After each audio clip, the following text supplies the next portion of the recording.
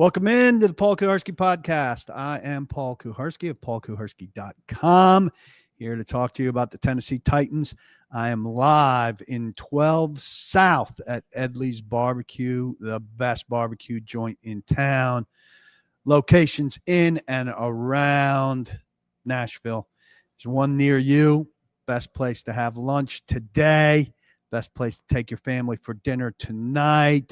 Best place to find a meal this weekend. Cannot go wrong. Also brought to you by VIP Play. Best place to make a bet for this weekend's college games, this weekend's NFL games, Ryder Cup, anything that your heart desires. I'm going to talk about Jeffrey Simmons, talking about the best players need to play better on this team going forward if the Titans can protect and preserve Cam Ward against Houston's top flight edge defenders, who look like a scary matchup for the Titans going forward. Tyke Tolbert talking about Calvin Ridley's struggles. Gunnar Helm as a blocker, which is not the best feature of his game. And, of course, all of your questions, seeing people popping in here. Jim, Aaron, Sergey, Lee, Jordan, good morning to you. Thanks for coming by. Tell your friends. Let's retweet and get this thing rolling. Good morning. So Jeffrey Simmons says that the Titans' best players need to play better, which is right on point. He's been very good.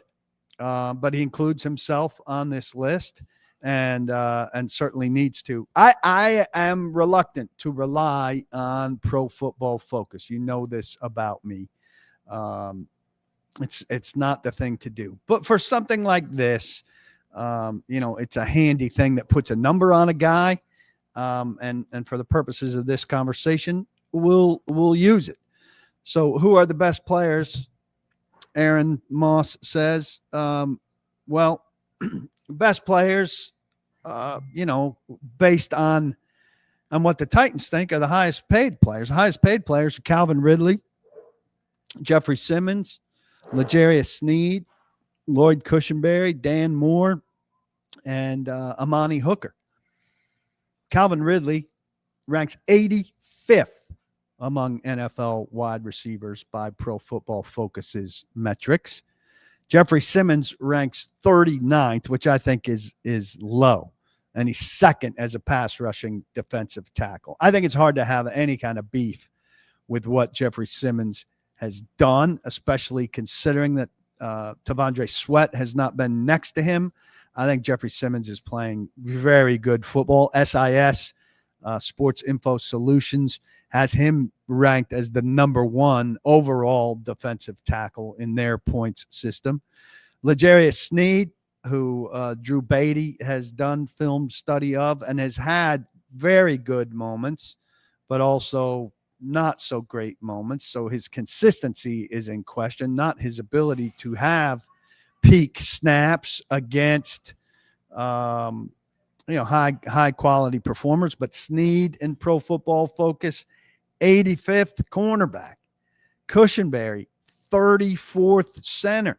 32 starting centers in the league. He ranks behind non-starters or guys who have been called in to fill in. Dan Moore, 33rd amongst tackles. So he's dipping into the right tackle pool there. And Amani Hooker, 68th amongst safeties. And Amani Hooker is a very likable player, very likable guy, has not played well. The safeties in this last game against Indianapolis did not tackle well. Denard Wilson talking about the idea of, if you can't make a tackle back there, we're going to find somebody who can. Well, I don't know if they're going to find somebody who can, because Hooker and Woods and Diggs, that's as good a three-pack at any position as the Titans have. Now, Winston, I don't think is ready still. Once he is, he'll get into the mix and hopefully give you a boost there. But there's nobody to replace safeties with. And Denard's got, good players back there who aren't necessarily playing well. I will say, sticking with this PFF metric, that Xavier Woods is the top ranked safety in the entire NFL. So you've got to give him credit there. Some other guys, Pollard, I think the Titans regard as one of their better players, though he's sinking quickly to me. Now, part of that is that he's overextended with the absence of Tajay Spears. He's 39th in a team that you want to be run-based. Skoronski, 10th at guard and 1st in pass blocking. So there's something that's very promising. McCreary, as a nickelback, ranks 17th as a cornerback. I think that's a pretty good place. People very anxious. So basically, Sam says, who co-hosted, if you didn't catch it, midweek report that we did on Wednesday evening, just a quick half an hour podcast, seemed pretty well received. Keep the feedback coming. But he kind of steered me through the topics of the day. He said, so basically our best guys outside of Simmons aren't living up to their billing and the other guys suck and our coach is floundering. The season's tough. Yeah, that's basically it. There's something about the Brownley trade we don't know. Look, here's a summation of the Brownley trade. The new regime did not think that Brownley is as good as the old regime. So Rand Carthon drafted him. The new regime sees him as a fourth corner. Now he's starting because they don't have a lot of good corners, but they don't see him as substantively better than Jalen Armour Davis or Darrell Baker or maybe even Marcus Harris. And I think it's become clear that his lack of discipline, the way he took to coaching about the discipline issues and some of his in-house attitude, without saying everything I know, chapped Titans administrative leadership. They didn't get the response from him that they wanted when these things were called to issue.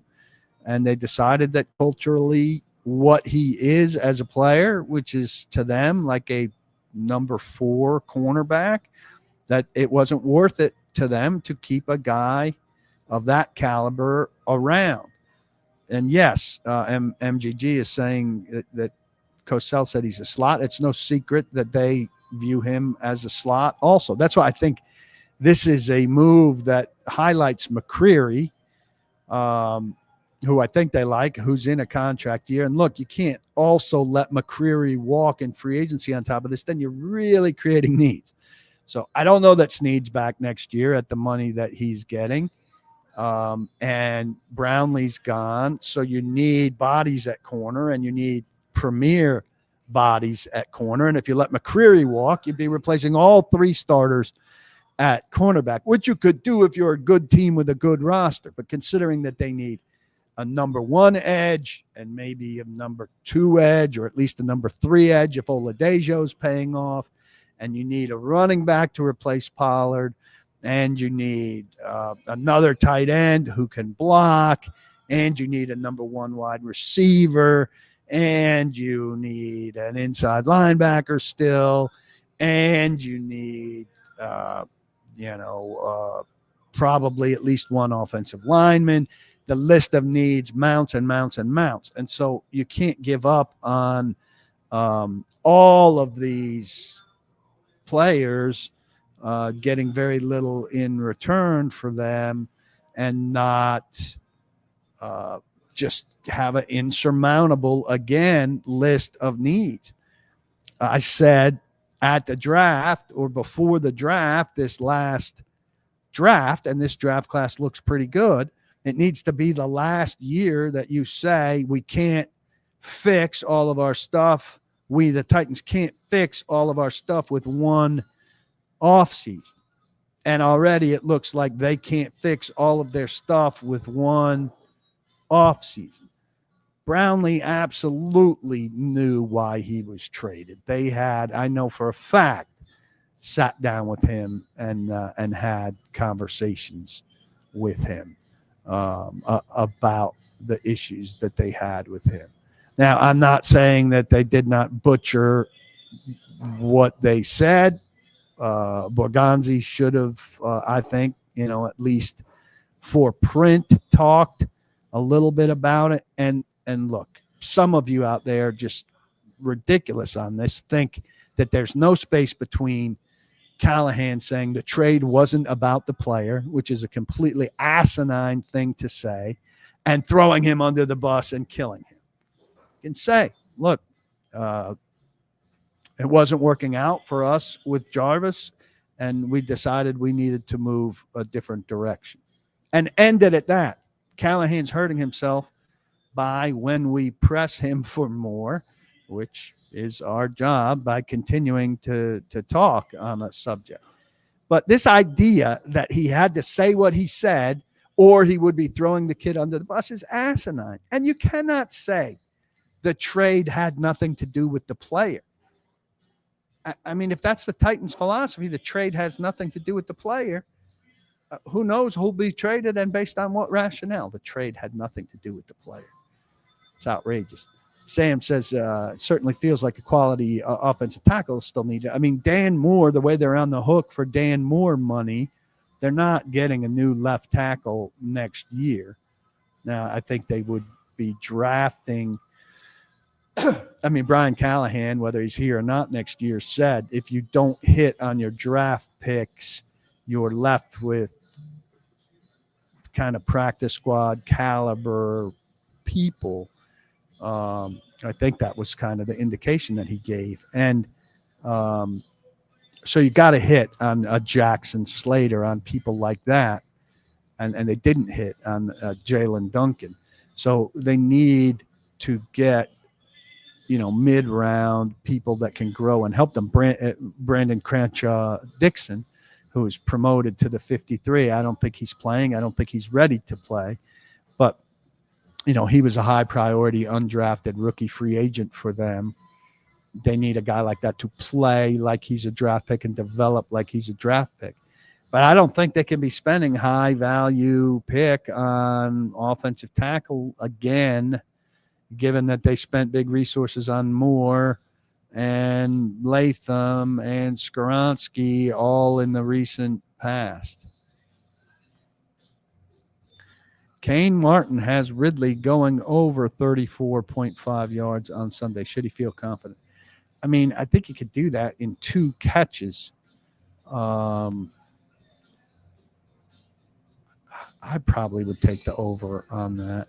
Do I think that Brinker Borgonzi told Callie to give up play calling or get fired ASAP?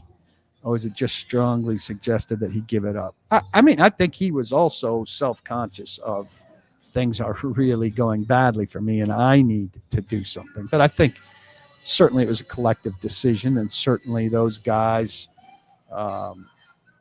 nudged, encouraged, and he buys himself some time. But I don't think the Titans are close to firing Brian Callahan, barring Amy Adams Strunk having a big reaction to him botching in-game stuff again.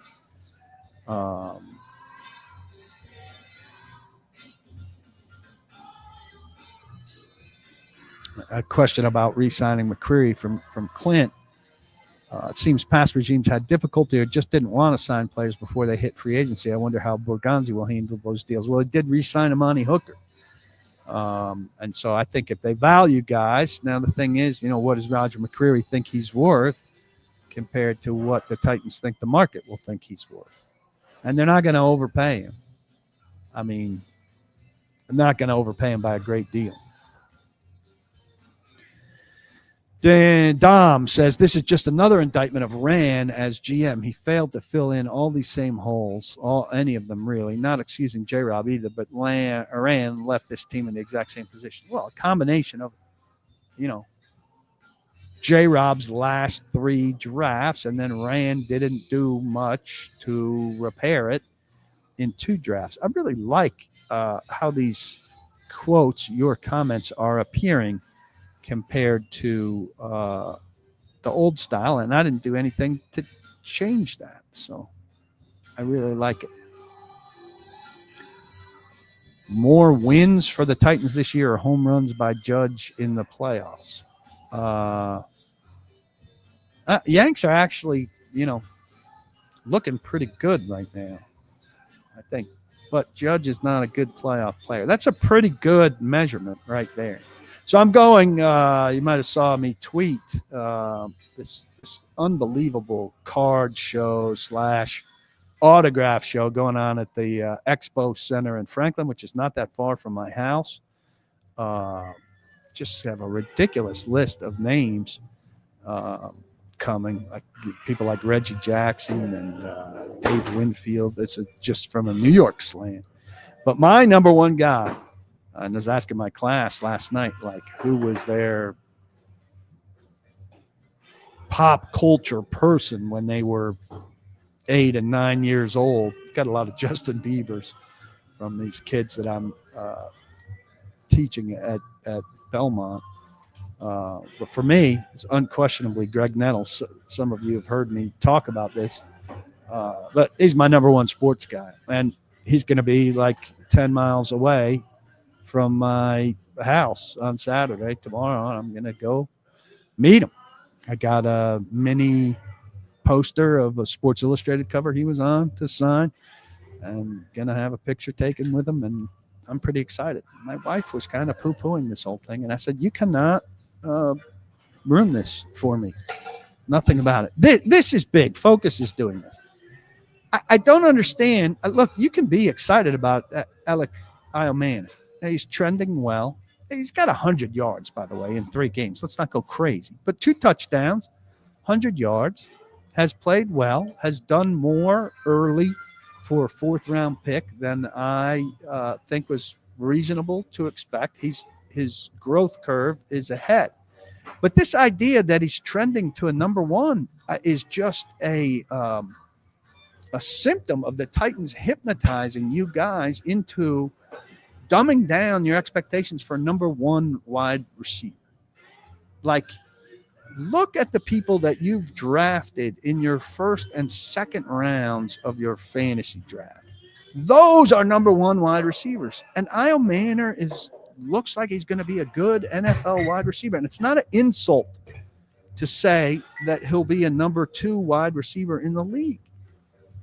But I just do not see that he is going to be this dynamic, game-breaking wide receiver who is going to carry a team's offense and force a defense to game plan around him. I understand you're excited because the Titans finally have a wide receiver with promise, but put Alec Manor side by side with AJ Brown, and you think that's going to be the same caliber kind of guy? The Titans have had one true number 1 wide receiver. Derek Mason was a very good wide receiver, very good. But I don't know that defenses were game planning to stop Derek Mason, or if they were game planning to stop Derek Mason because he was the Titans' number 1 weapon, not because he was a play-to-play threat to break games open, and that's not an insult to Derek Mason. But this idea that is brewing in my social media channels. No, don't list a number 1 receiver as a Titans need next year because it got Alec Manor is insane. And the Titans have you right where they want you with this idea. Right where they want you. Stop with that. Stop.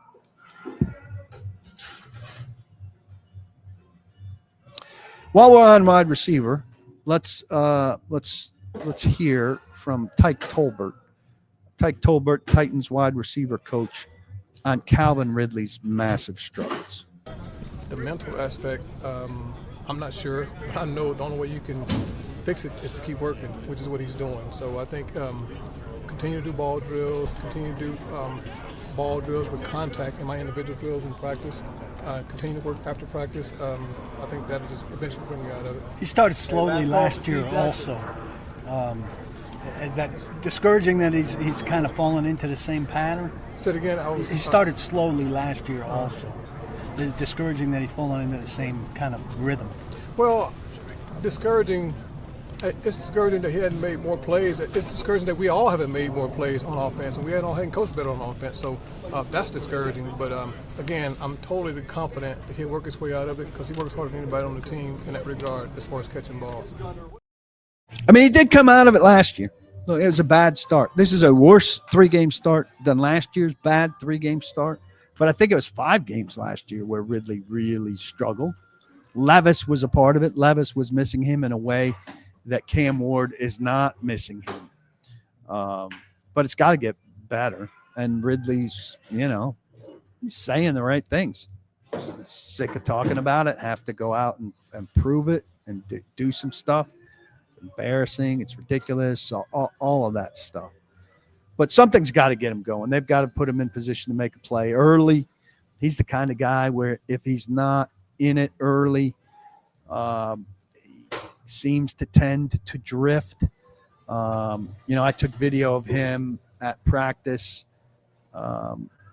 Wednesday, and the part of practice that we can take video of, he's unguarded.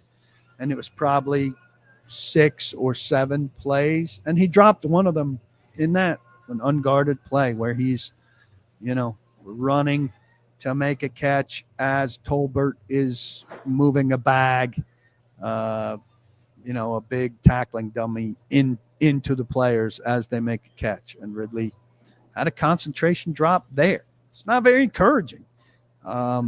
It's disappointing where he is. He's a good route runner. He's got good speed.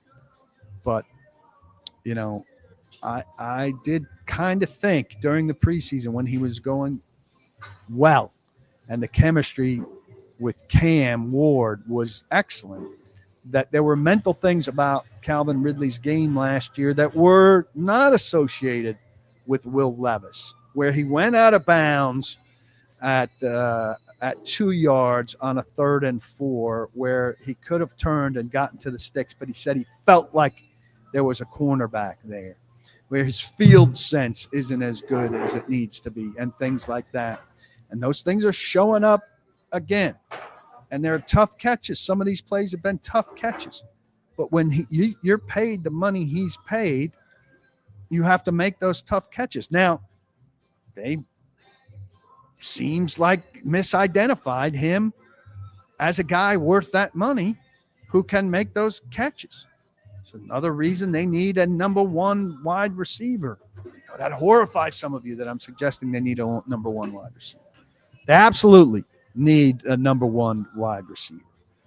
And that's got to be a priority. But right now they've got what they've got, and they need to be there. Adam here is with me. Focus, he's commenting to Focus, who talked about Isle Manor being a number 1. I can't get on board with Alec being a number 1. I think he could be a very solid 2 or 3. I'm not saying there's not a scenario where he's the number 1 guy on the Titans because he's the best guy the Titans have. But the Titans need to aspire to more and to be better. I'm not playing this game with Kane Martin about, head coaches for next year. I'm not playing the game about top draft picks for next year. We're going into week 4. We have football games to watch and to consider, and that's where I'm going to be. Jabari just wants to get out of these half measures. Paired J-Rob and Malarkey. Paired Vrabel and Rand. Callie and Levis. It goes on and on. I will say this. I have an inherently good feeling about Mike Borgonzi. Now, there's not a lot to work on with it yet, right? But this draft class, and obviously a draft class that starts with the first overall pick at quarterback, it's going to have a certain feeling about it, right? This draft class has a certain feel to it. Oladejo, not so much. But if you go, and Winston, we don't know about yet. But if you're looking at the guys who are playing, Cam, Isle Manor, DK, Helm, just stop there. That group has a feeling about it. Feeling about it like they are playing, producing, learning, overcoming to a degree what they're held back by, doing their share, and they have a tone and a leadership quality about them that is encouraging. Are they in need of an unbelievable degree of patience? Absolutely. But if you're looking for early returns on Mike Borgonzi in an organization that wants to be draft and develop, that didn't draft Brownley, that didn't draft Sweat, that didn't draft, some of the guys we're not seeing stuff out of, or a guy that they dealt, I'd say, there's positive vibe. You guys ask me about vibes all the time. You should feel good about that little sliver of things. And in the Cam Ward department, it's not a sliver, right? It's a significant thing. Do they have a quarterback that they could win with? It's still early to say. But the early returns on Cam Ward, he's got a good head on his shoulders. He can tell you what he's not doing right. There's incremental progress. And he needs people around him to play better. Do we have a full assessment? By no means. But things are moving. Before signing Dan Moore, was it ever given any consideration to try Skoronski at left tackle? Finished the year strong at guard and looked solid, get inside. Everybody determined that Skoronski is a guard. Everybody. I don't think the new regime came in and thought, I don't think Borgonzi came in and thought, clearly didn't think about Skoronski at tackle. Aren't the scouts one of the biggest problems with the Titans? Look, this is a very top-heavy scouting organization now. Brinker, Borgonzi, McKenzie, Ziegler, and the guy that came, Saugany. I might not have his name right, from Cleveland. Those five guys are handling things. These area scouts are doing the basic grunt work, and then they should be helping, undrafted late round picks, stuff like that. They are not incredibly powerful people. Sweat cannot play this week. He's on IR. I don't think Latham will play this week at all. Who was my number one before Bruce? I mean, Bruce was my number one. My brother turned me on to Born to Run. I saw Bruce was my first concert in 1984 at the Meadowlands. I also loved Dire Straits. I still love Dire Straits. Those are my two bands from the beginning. Focus's number one sports guy was Reggie Miller. He from Indianapolis. Reggie Miller, absolutely destroyed my life when he did what he did to the Knicks.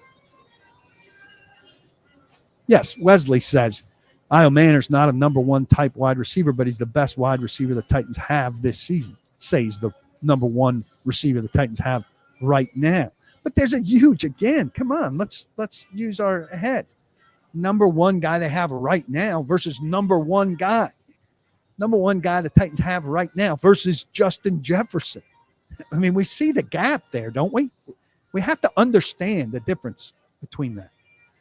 PaulKaharski.com, $7.50 a month. You get me, everything that I write. You get Blake Bettingfield's scouting reviews, which are getting better and better at breaking down what this team is doing. That's on Monday after the game. You get Drew Beatty's film review. He's looked so far this season at Cam Ward, at L'Jarius Sneed, at Calvin Ridley. This is with film showing you exactly what a guy's doing and assessing it. You get Mike Herndon, whose piece this week was fantastic, looking at Bo Hardigree, giving you reason to think that Bo Hardigree is going to coach from the booth instead of on the field because of what he did in Las Vegas. You get Braden Gall, who's looking ahead, looking at the Titans through a draft lens. It feels early. Is it early? They're 0-3. They're on track for a very high pick again. All of that. You get text alerts for these podcasts. This one's at 10:30 on Friday. But what time is my broadcast on Sunday? It's hard to know exactly what time I'm going live from the press box before a game.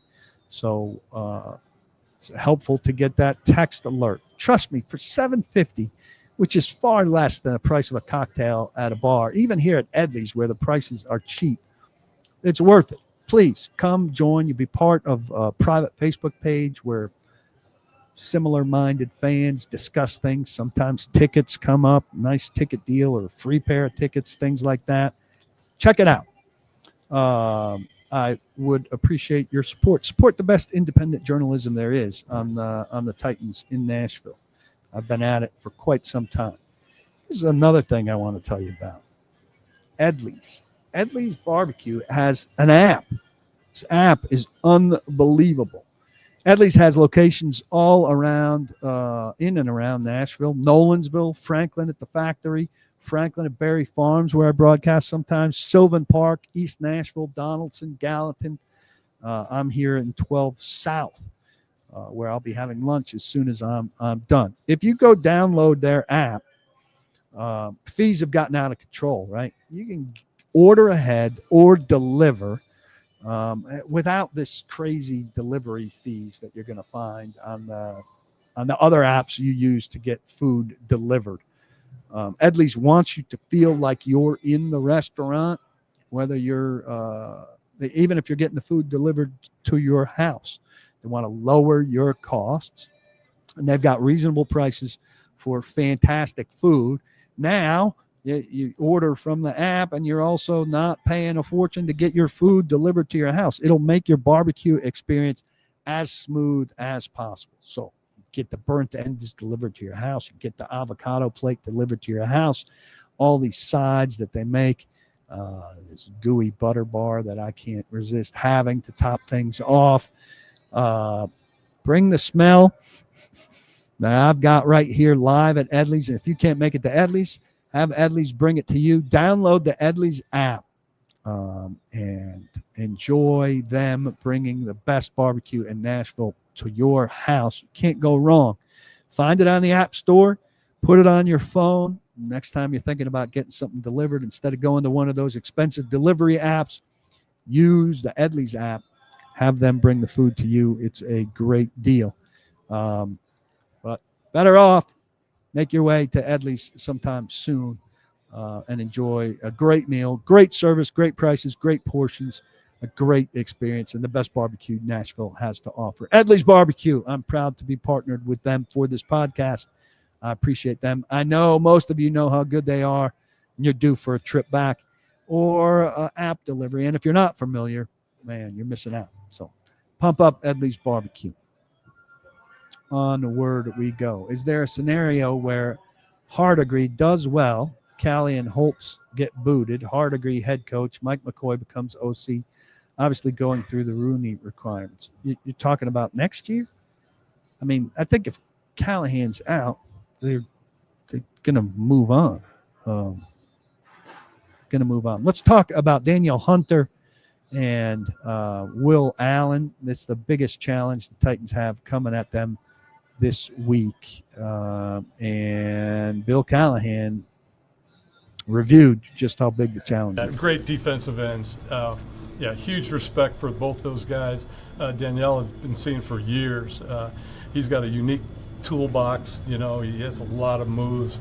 He has a lot of counters off of his primary moves. So being able to shut down the initial move and then reacting to the secondary move, that's going to be the challenge for us. I don't think it's any secret that people go into a game plan with a chip plan and a double team plan for their ends, and they respect it. You've got to respect the fact that they can wreck a game fast. So you've got to put help out there.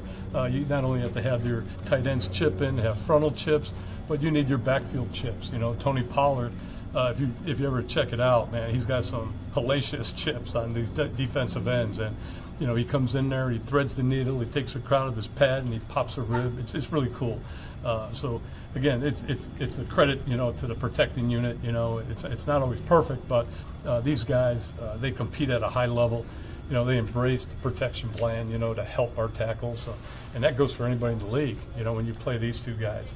And then you look at Will Anderson. He got after us pretty good last year when we went down there. JC was a rookie. It was a great learning experience for him. I think we learned a lot. We took a lot from that game that helped him to go forward.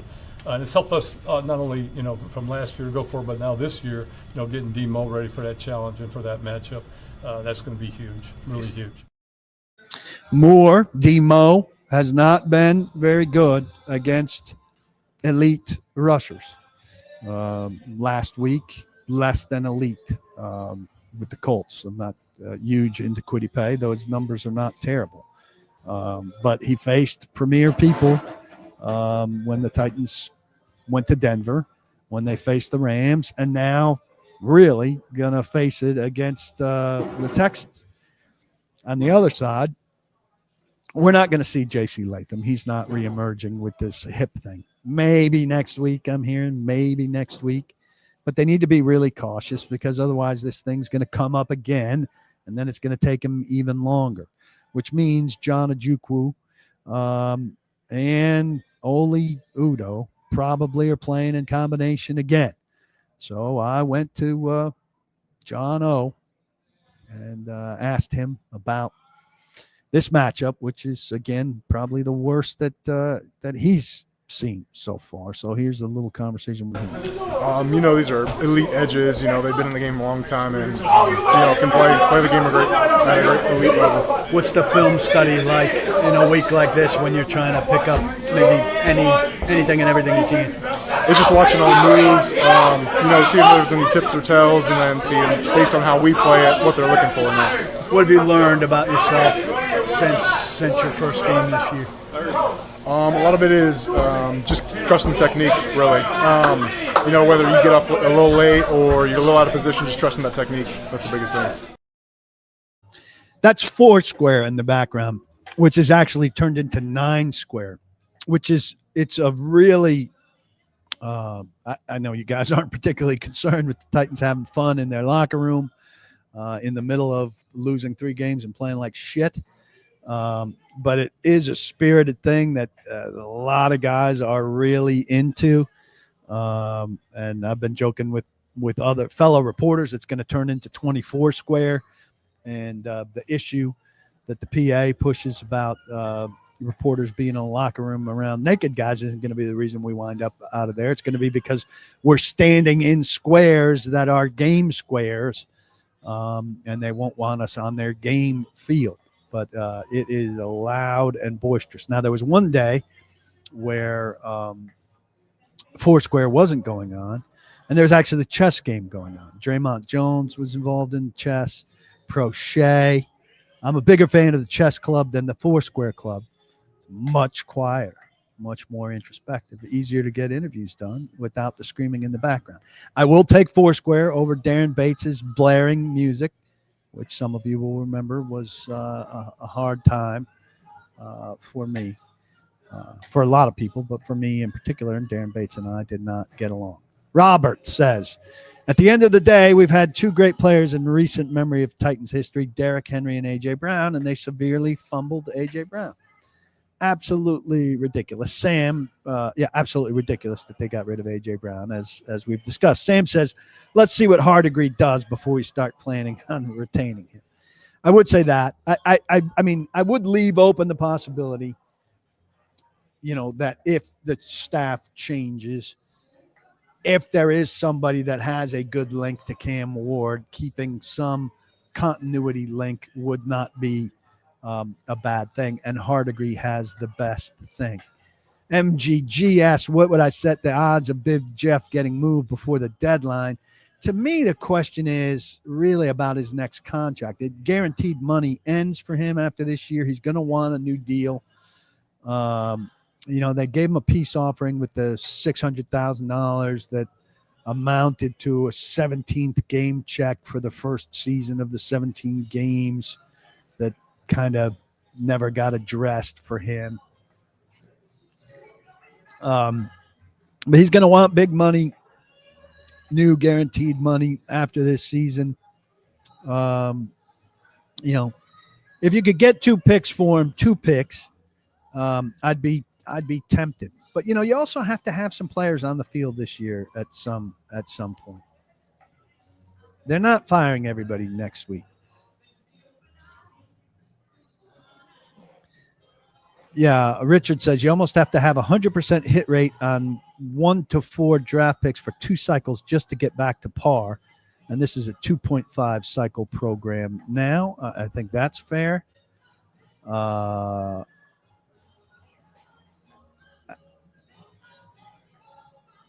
Sam gets a shout out from Jabari. Good job, by the way, Sam, on the midweek with PK.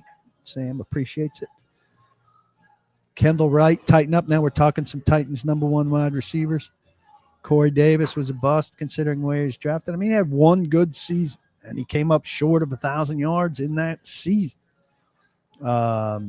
Focus says, yes, we need a great running back. Without that, 12 wide receiver 1s in a Titan-style offense doesn't matter. We're sworn to be a run-first and second team. Kenny Britt. Now we're running through some Titan wide receiver 1s. Do I think the organization is already out on Callahan? No, I don't. Just waiting till later in the season to let him go. No, I don't. Need a true number 1 wide receiver, defensive end, linebacker, corner, left tackle, tight end. List is very long on needs. Well, I think you're not going to get every one of those. I mean, the Titans have had success without a true number 1 wide receiver in the past. The Titans have had success without a true number 1 linebacker. Arakpo and Morgan were a linebacker combination they won with. Neither one of those were a true number 1. They were not sack artists. So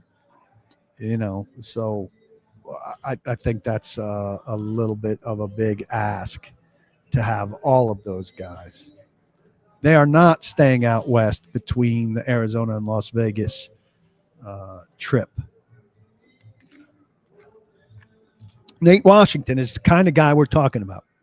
Nate Washington was a remarkable story.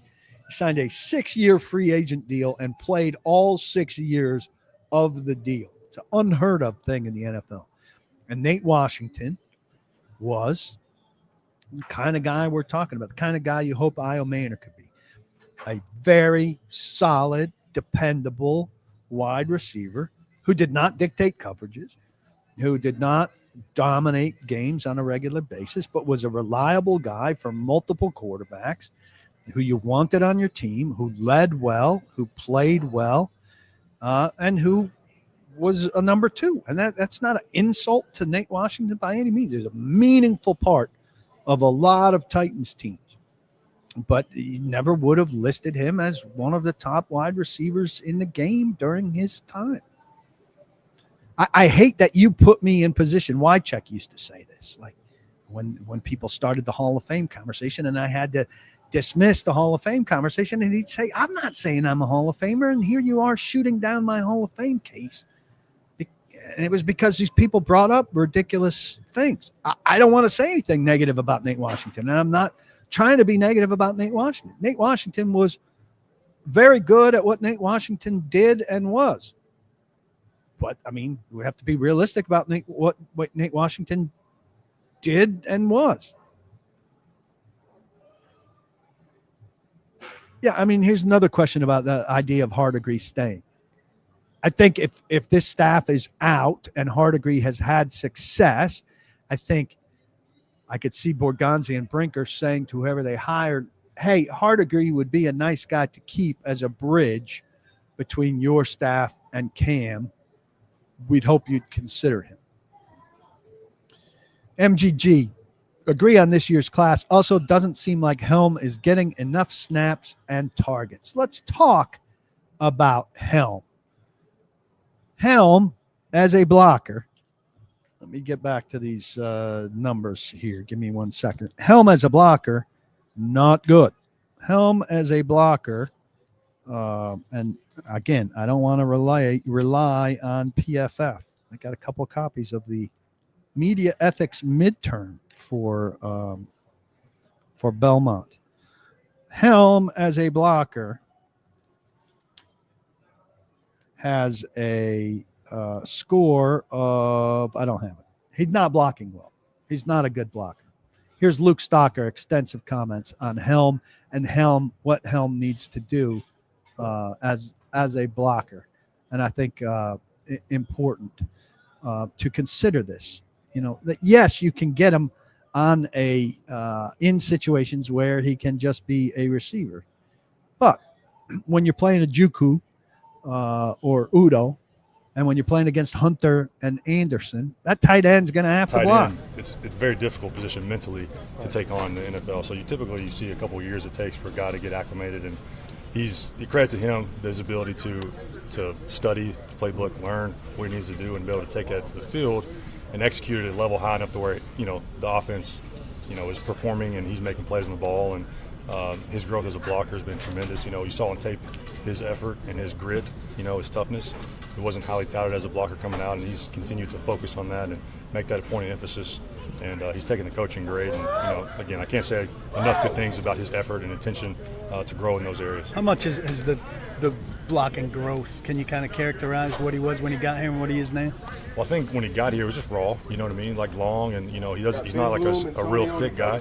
And that helps him in the pass game for sure. And I think in blocking, that comes down to being very specific with your technique, where your hands placements are, like how much bend you have in your hips, having a good base, and being able to sustain against guys who are bigger and stronger than you. And most tight ends in this league, you're at a big disadvantage size-wise when you're blocking a line of scrimmage. And so being perfect with your technique is critical, and he's getting better and better, and the consistency is starting to show up. That's good.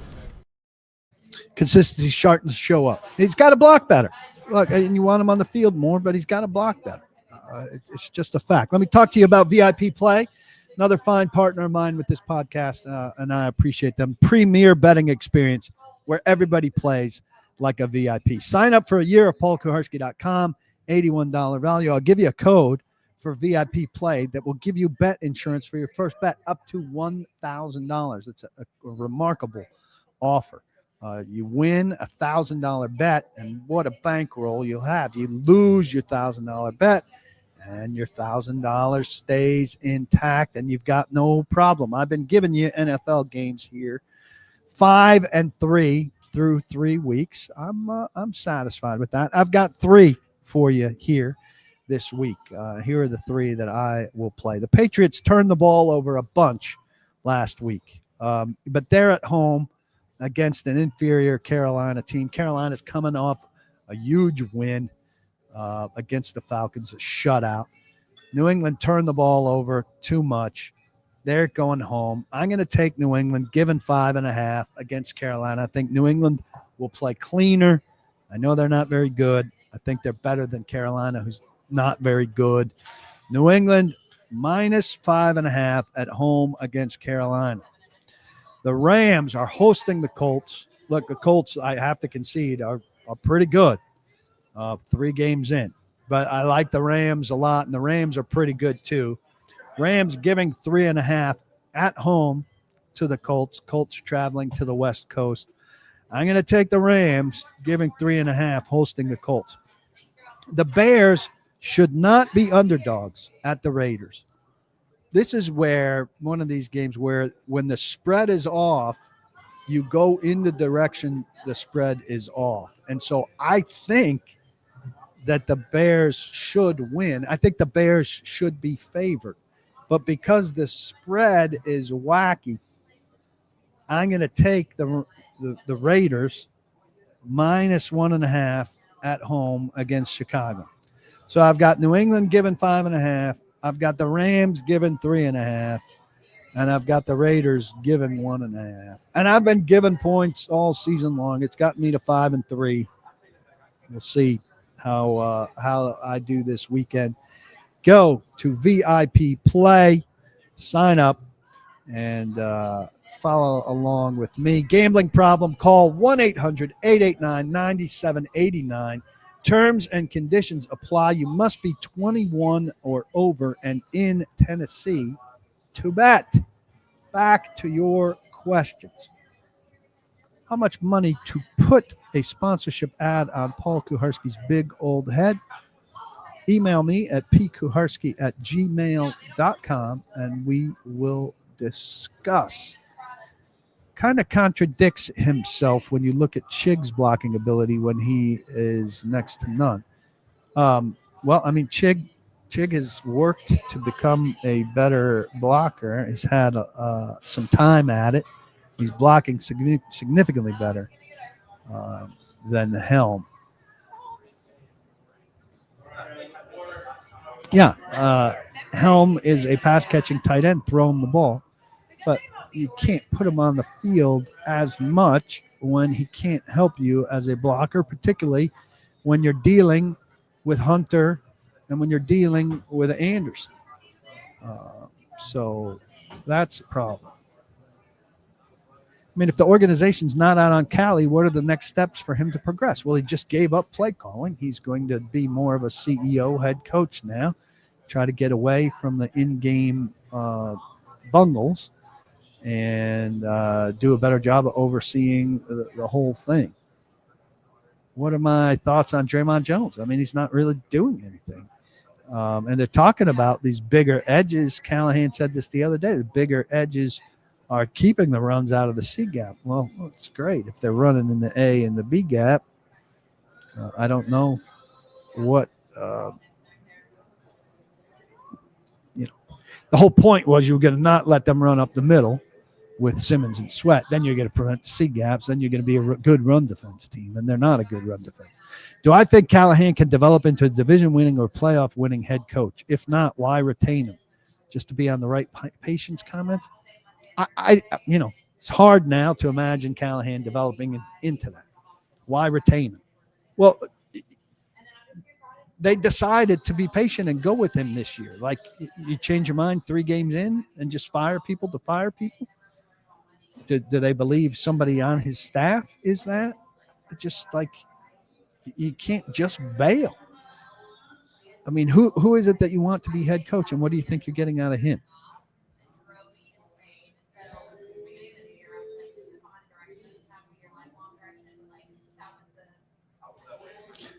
Dom says you chose a guard over Smith and Jigba, Flowers, and miss out on Neighbors by a single pick. Impactful, consistent wide receivers are drafted, not paid for in free agency. Yeah, well, I don't know what you want them to do about missing out on Neighbors by a pick. I mean, if the guy's gone, the guy's gone. You can say what you want about Smith and Jigba and Flowers. I agree. I mean, I have wanted them to pick a wide receiver. The guy in Tampa Bay right now is an awfully attractive player that I would have loved for them to have found their way to get their hands on. But they can only do so much, and if you're drafting Cam Ward, taking yourself out of wide receiver 1 mix there. What's my favorite thing at Edley's? Honestly, I eat the avocado plate a lot with brisket. That's what I'll be having here shortly. Really terrific.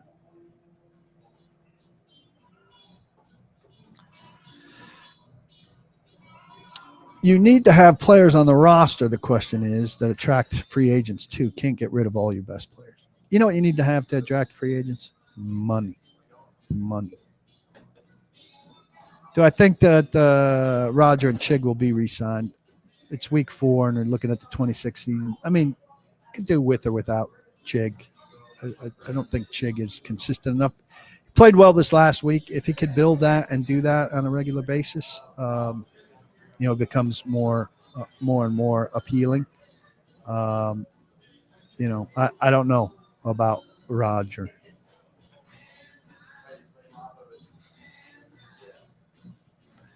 Z Dean says, do I feel a difference in this locker room with speaking to the players from last year as Callahan has stated that his team's mentality is different? I do feel, this rookie class is different. I feel they're a certain brand of guy. And so I think that's a Borgonzi thing. I talked about this earlier. I think Borgonzi is giving them – I think the early return on Borgonzi and what kind of guy Borgonzi is looking for and bringing in, that's a positive development. Is it widespread? Is the team mentality different? Look, I believe the team mentality is different when I see the mentality translate into some kind of production or meaning. What's the expectation for Hardigree? Is it just going to be feel or something you have to see? Yeah, I think better situational play calling, better sequencing. Can I have an avocado plate with brisket? Thanks. I have ordered my lunch. This is very exciting because my lunch is also my breakfast.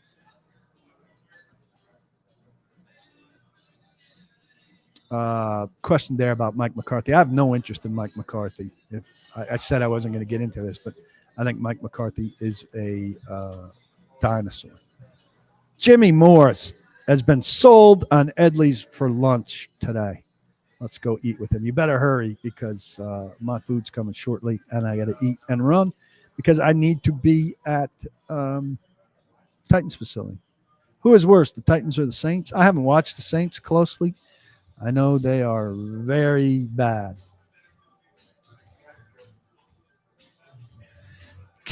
Josh asks, can I give insight on offensive coordinator positions? 2 play callers calling plays and neither the title of coordinator. Well, there aren't 2 play callers calling plays. There's 1 play caller calling plays. It's going to be Bo Hardigree, who's the quarterback coach, who has experience calling plays. Look, I know Nick Holtz has taken a lot of grief here. It is odd for the offensive coordinator not to be the next in line. But when Brian Callahan hired Nick Holtz as offensive coordinator, he wasn't looking for a alternate play call, right? He was looking for a consigliere, if you will. There's no expectation when you come in as a head coach play caller that you're going to need an additional play caller. He has play calling experience on his staff, a little bit in Hardigree, with his dad, and then with Mike McCoy. So it's not like he doesn't have guys who have done it to help him in doing it, to be guides or references as they put together game plans and things like that. I don't think it's some crime against humanity that Nick Holtz wasn't the guy selected to do the job. Holtz now could conceivably have more to do in terms of running offensive meetings and stuff like that, as Callahan is less involved in some of that stuff as he looks to be more of a CEO head coach. Aaron Fernandez, everyone, join me in congratulating Aaron, who is getting married tomorrow. My best advice is don't let yourself in any way, shape, or form see your wedding day as some sort of finish line as opposed to the starting gun. I know there's probably been a lot of preparation and everything, and you feel like you've made it there, but be sure to really regard it as the start of things.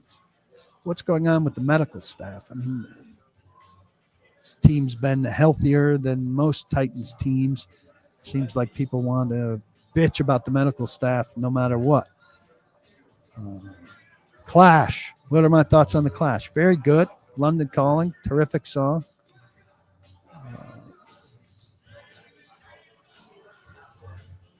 The L'Jarius Sneed. So Lametrius Medley says, do I think Ridley gets back on track this week? I'll think Ridley gets back on track when Ridley's back on track. And why did Sneed talk without any good games back yet? It was an interesting strategy by L'Jarius to say who to the Nico Collins thing. my tweet of that has, at last I looked, 1.7 million engagements. I don't know how it benefits you on the front end, and if things don't go well, it'll get another 1.7 million engagements. It's just, I don't know what the strategy is there. I would welcome it. I would welcome anybody to share that with me. And then again, this thing, T Sweat's probably going to get traded. Somebody says, yeah, because everybody is looking for an overweight guy who hasn't done anything yet, who is on IR. I mean, if they're going to take pennies on the dollar, it's one thing to trade a fifth for an upgraded seventh to sixth, but how little of a return are you going to take on a second? He's got a longer leash. Jabari says, I was the first of the media to call out Frank Bush as linebacker coach. I think the issue at linebacker starts more with him. The issue at any position starts first with the players. I mean, they don't have any good players next to Cody Barton. Cody Barton hasn't done that much yet. Frank Bush hasn't developed anybody in his career. They tend to overstate that. But James Williams is 7th rounder. And we're really expecting something big out of a 7th rounder. Saints have Raidens. So if you're looking to measure the Saints against the Titans, there's a big note to take into account. No one knew Callahan on the Bengals as the offensive coordinator. They only spoke about Zach Taylor. Holtz is in the same spot Callahan was in. Well, I will say Callahan did develop a reputation now that was over more time, but he became a hot young assistant. Holtz is not on his way to becoming a hot young assistant.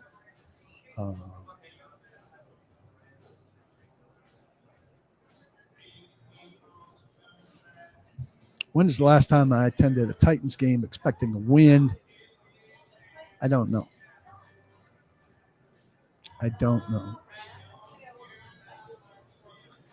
All right. Here, Billy Jones gives us some assurances. He says he lives in Saints country. They are worse than the Titans. And finally, Jay Weddle, where would I rank and stack this team compared to the worst I've seen? It's right there. It's right there with Ken Wisenhunt's worst teams for sure. We'll see what they do this weekend. There's a little cause for encouragement. Maybe the play calling sequencing from Bo Hardigree makes a difference and they can sustain some drives. That would be the hope. Sign up for paulkuharski.com. It's a steal at the price. People in here who are members will vouch for it. Sign up at VIP Play, make a couple bets there, and get the Edley's app. If you can't make it to Edley's tonight, order in. Cheap. They're not going to rip you off with delivery fees the way the delivery apps will. It's a sleek app. Should be on your phone for barbecue emergencies. And I feel for all of you that a barbecue emergency could be coming on as soon as tonight. As always, I appreciate you guys coming. Don't block the box. Do lock your locks. Have a big weekend. I love